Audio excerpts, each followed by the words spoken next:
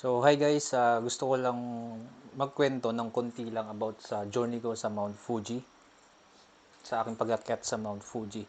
So, ayun guys, no, ang Mount Fuji ang unang-unang major hike ko at dito pa sa Japan, no. So, umakyat tayo ng bundok sa Pilipinas at yun ay minor hike lang naman siya.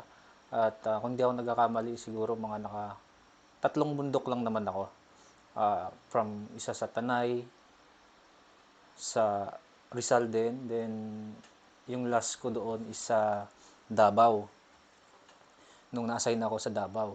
And so, ayun guys, no, hindi biro yung pag-akyat sa Mount Fuji.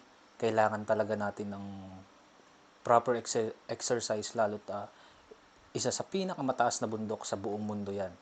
So, ayun guys, no, before the hike, talagang nag-exercise ako, jogging, konting jogging, and para naman ma-flex yung ating katawan at yung isip natin, di ba? Kailangan i-relax natin. So, hindi tayo pwedeng sasabak agad kasi tayo din mismong mahihirapan.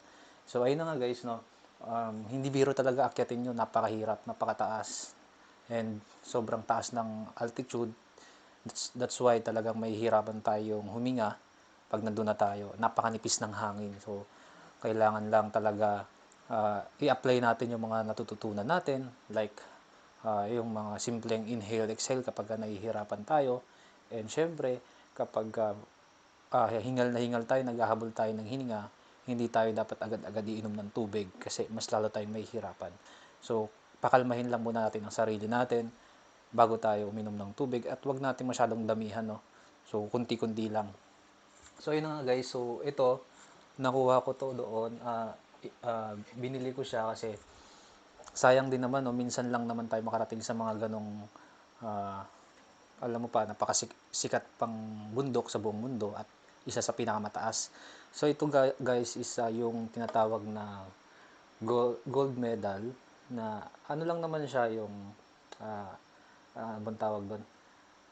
Um, Basta isa ito sa pinakang the best na souvenir kapag umakyat tayo ng Mount Fuji.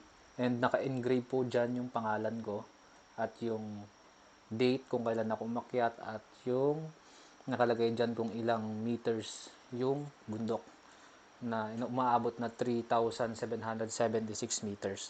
So nilagay ko diyan, no, para naman na maganda yung masasabi nating talagang um, special para sa akin. So nilagay ko sa isang acrylic. Mura lang naman to sa Daiso. Daiso ko lang naman siya binili.